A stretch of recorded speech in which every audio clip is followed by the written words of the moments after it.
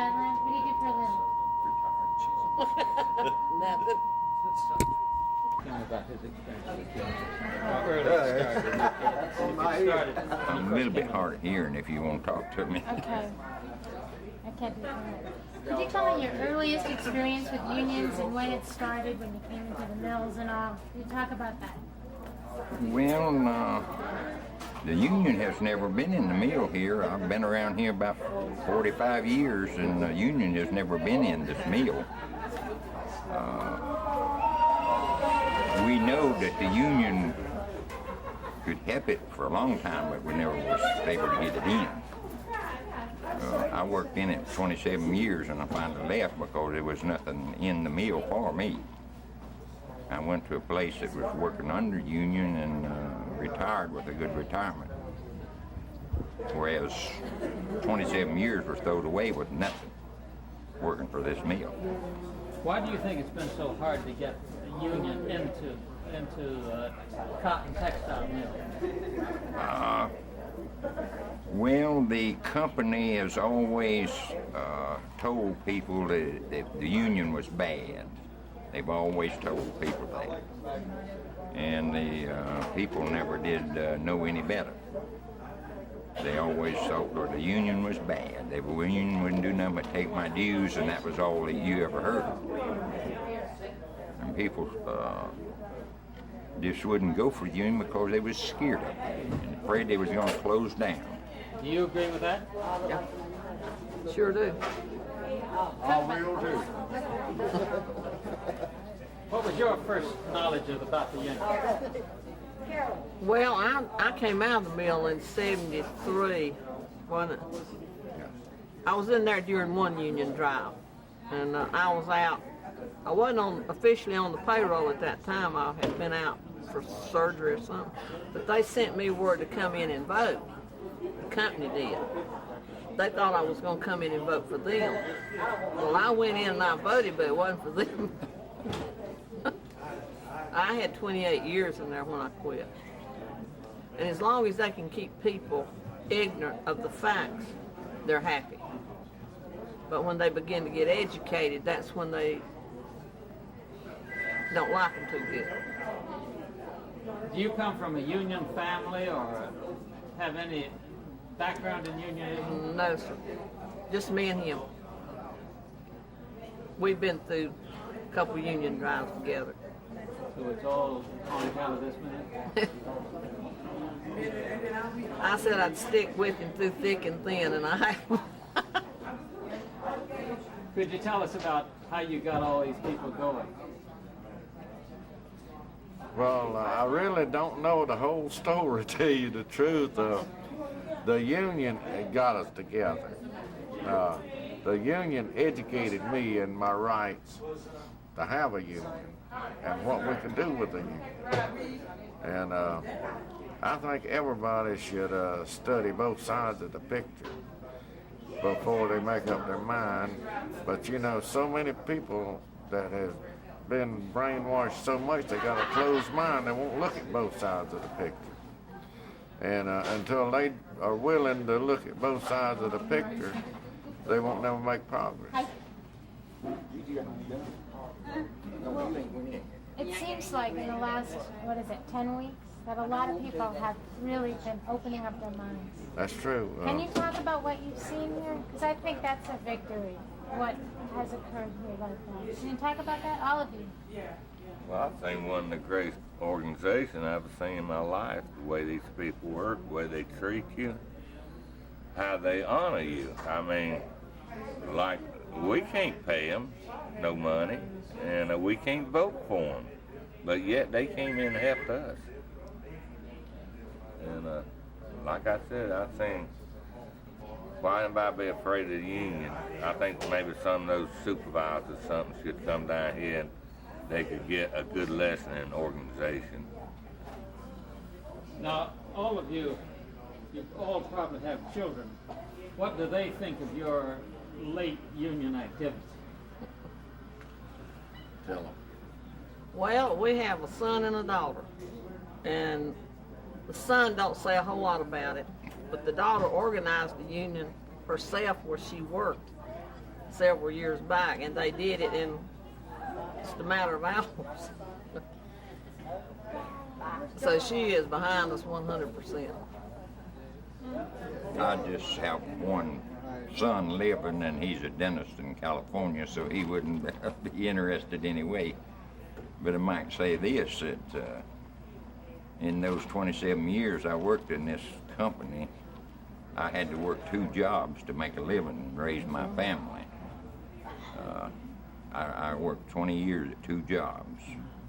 And when I got away, I got a decent wage. I got my retirement paid. I got my insurance paid. That I didn't have here at this mill. There's one thing I'd like to say. There's people here in this company that Philip Morris is right down the road here, and they have a good union, and they make good wages. And they'll campaign against the union like bloody murder here in this mill. But quick as they get a chance for a job at Philip Morris, they go. They say, well, Philip Morris has got a good union down there. Said, it ain't like the textile workers union. I said, well, my gracious, you got to build a union. I said, them people Philip Morris built their union. I said, you're going to have to build a good union here if you want one. I said, you campaign against everything that'll help you. I said, but yet when somebody's got something built, you're ready to go have it poured in your lap. But I said, you're not willing to work for it yourself. Great. Freeman did some good teaching.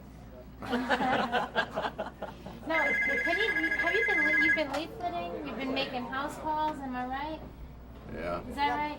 Could you tell us about that? Tell us what you've been doing. I know you've been very active. You certainly haven't been You sitting said you around didn't like pay them, but you've been helping. That's right. Ray and I, we've been campaigning. We like to politic a little bit now and then. We go to the gate and hand out leaflets, that type of thing. Speak to our friends when they come in. You know. Retired, we don't, we're not out here for anything but try to get the people to help themselves. What? We had worked out a phone system that we had 50 names on the list.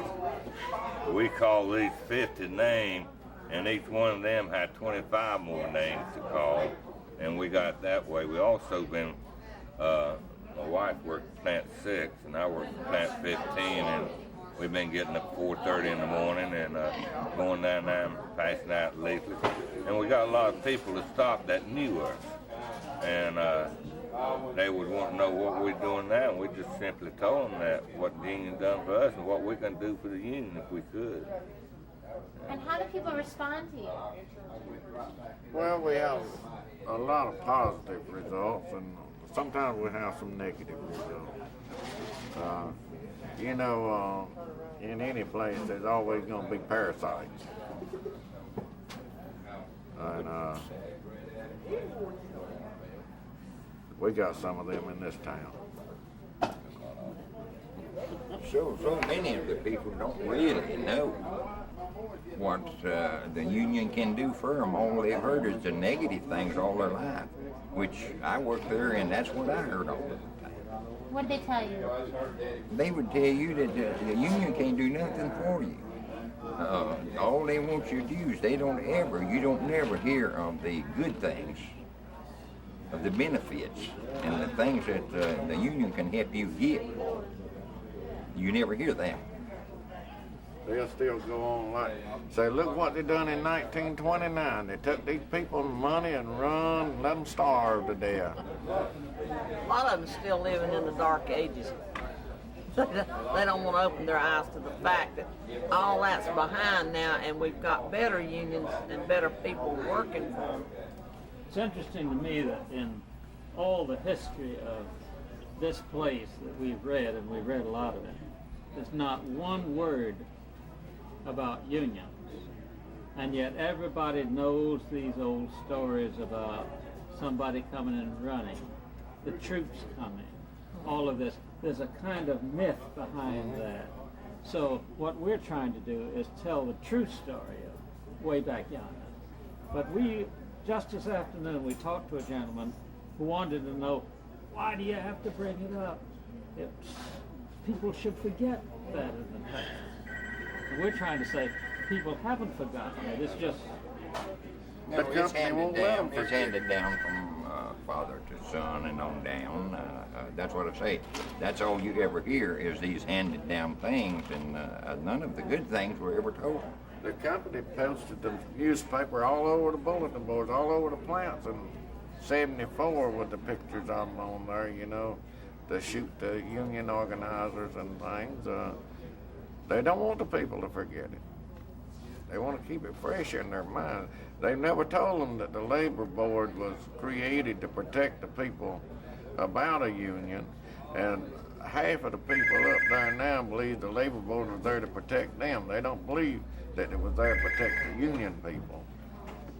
have you been to this museum down here where they have Mr. Charlie's desk and all of that kind of thing? You're speaking of visitor center.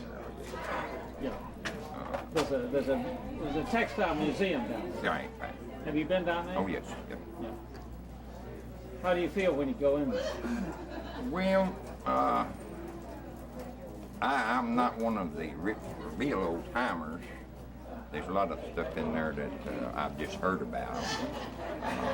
I didn't come into the mill to middle 40s, and from the middle 40s on is what I know about.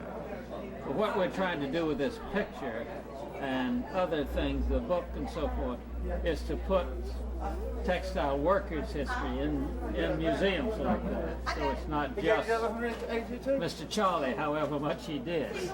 It's all the people that did the work. But is the story told about the people that lived in the mill houses, got almost free rent and free utilities, and the people that didn't live in there had to pay high rent and high utilities, and there was no differential in the pay. The ones that didn't have a mill house just had a hard time, and that's where we fitted in. Yeah. Thank you. Do you have anything else? Do you want to make a victory statement or anything like that? I'd love to make a victory statement if we didn't. Would you get somebody to sign that? We just want to get it on the top. I think I've done got everybody. Bonnie ain't signed it yet. Be sure you get that second up on there. Center frame. Is that yours? No, it's not for me. I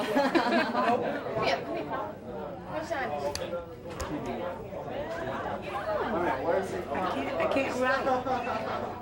I got arthritis in my hands. The camera. Say what? Say it's you. No, come on. I'm gonna be dead in it. I'm gonna be odd. I'm going with green. Be sure you got the cardboard under what you're going to write. Yeah. Turn it over and sign the other side. No, I'm on the side right here. We'd rather have you sign the other side. The front side. I don't know where it's at. That's it. Right there.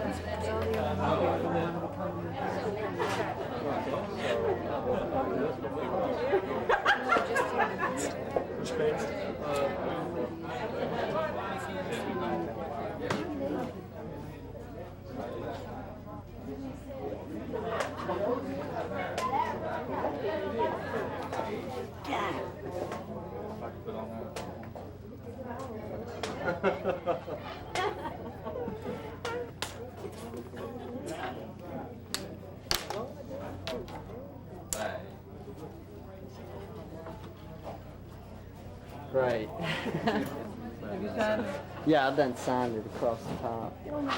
Okay. Thank you, Jake.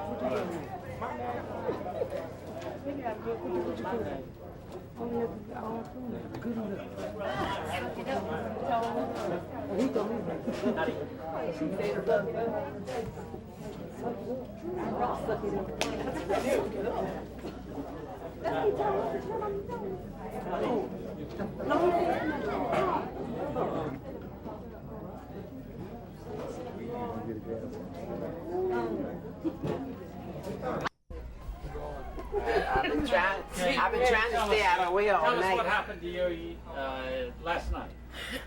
I went in last night about 15 minutes early, and I was going to my job, and superintendent and the supervisor stopped me and called me into the office. They said they had to talk to me. When I went in, they told me to have a seat, and so I didn't know what was going on. And they come in, and they asked me for my keys. And I asked him, I said, what's going on? He said, we don't no longer need you. I said, what'd I do? He said, it's not what you've done now, it's what you've done in the past. And I didn't argue, I handed him my keys. And after I left the mill and I come down here, and they told me that it was just, they had something on me, but they wouldn't tell me what it was, to set an example, to try to scare people, you know, to vote no for the union. And I come down here and they worked some stuff out, and if the union gets in, it might take 6 months, but hopefully I'll get my job back. And your back. And my back pay. And you had something you were going to tell us. What do you think about that? I think it was wrong for them to do him like that, you know, without a reason. They should have had a reason to find. It was low. It surprised me, it shocked me, but you know, it's like I told the union workers, I told them they told me to go ahead and look for another job, and in the meantime they'll try to get me some unemployment until I find a job. Were you very, very active? Is that what happened? Yes, ma'am.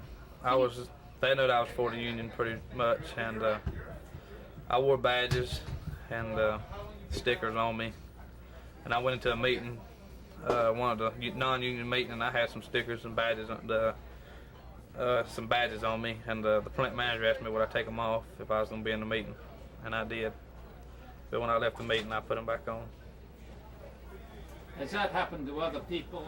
The guys told me last night that there had been 3 other people fired. One on second shift, one on third. They was one just had come in before I did last night, and I didn't ask him what for, you know, I didn't want to be nosy. But they done me dirty, that's a fact. Now, what recourse do you have if you don't have a union? You have no rights. No rights. It's like, if you're not their favorites, if you're not some of the supervisors, they got their favorites. If you're not their favorites, they'll just get rid of you. That's the point. They'll get rid of you. I can answer that one real good. Okay, answer it. I'm a union pusher. I work the gates, I gave messages, I talked to the papers, and if the union don't get in, I'm going to hit the door because they going to show it to me. They ain't going to have nothing to do with me. They going to find some reason to get rid of me. Because they call me a troublemaker, and I'm proud of it. Now, you were telling me before that in 85... In 85, I did not vote for the union because I believe Murdoch. Murdoch didn't stand, hi Danny, didn't stand behind us. He took our money. He took the retirement plans. He done walked away with just about everything down here, and Fieldcrest is hollering Murdoch. Fieldcrest is just as much blame as he is. And right now, I'm fed up to here. I am really fed up because we work 4 hours a day, and if we do work 8 hours, we have to stay on our jobs 8 hours to make money, and that's no good. We still ain't making nothing. And I don't believe nothing they saying now, because the same thing they said then that they stayed in 85. Same thing, different people saying it. No different, same wording. Now, a lot of people, you told me, are afraid. And you started telling me that there's a reason behind it. You don't know what it is. Can you tell me what you said before about something that happened in the past? Oh, it's rumors that there was a union back maybe in the 30s or somewhere back in there, but nobody will talk about it, and only to say I will not be a part of this union because of what happened a long time ago. But nobody tells you what happened a long time ago. And I would like to know what happened and where's the history of it. You were telling me before something must have happened to frame all these people. Can you start that again and go with it and comment? And something had to happen, but you asked me a question, maybe I can do that. something had to happen, and I think Kannapolis need to know about what happened because we don't know. Nobody will talk to us about it. We'd like to know if there was a union or somebody just pretended they was organizers and left town with their money, or we just like to know what happened. Did you go to school here? Yes. Was there anything about union in your school? No. Never heard of it until 74. Now, there's a museum here that has supposedly the history of this town and the history of this mill here.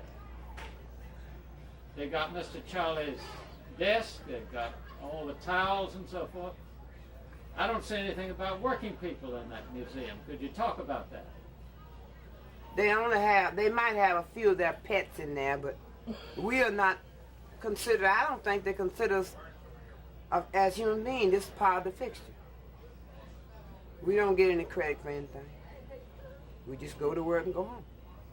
Now, what do you tell your children? About the union? I tell them they're for it. My children are for the union. They are unionized where they work. They don't work at Fieldcrest. What kind of support are you getting from those other unions? We're getting great support. Great support. Could you say we get great support and then name the different unions you got support from? We're getting some support from Fieldale and the unions in Eden, which are Fieldcrest plants, and Philomars, and we're getting support from the pastors' organizations. That's a union, I think. Plus, I think we're getting support from the postal service too. I think we are. Could you talk about that matter of religion and Mr. Reverend Jones? Because a lot of people think that churches have been against unions. Could you talk about that? Well, we do have churches here that are against it, but Pastor Jones... Pastor Jones is for it. Just say, we have okay. people who are against a union. Yeah. We do have churches that are organizing and had meetings to tell the people to say no. And we had some churches that was for it, and they work with us. What makes the difference? The one that worked with us, because haven't any of those pastors worked in the plants. They just going by what somebody told them. That's against it. Good. Now, what are the things what are all the things that the company's telling you that the union is? You know, I mean, all those stereotypes or the anti-union images. What are they telling you? We're trying to understand that. List it. Strikes, money, cut jobs, cut your rates. And that's the same thing they said the union would do in '85. The union was gone 2 days, and they done the same thing that they said the union would do. Cut rates, double jobs, cut out jobs, lay off people.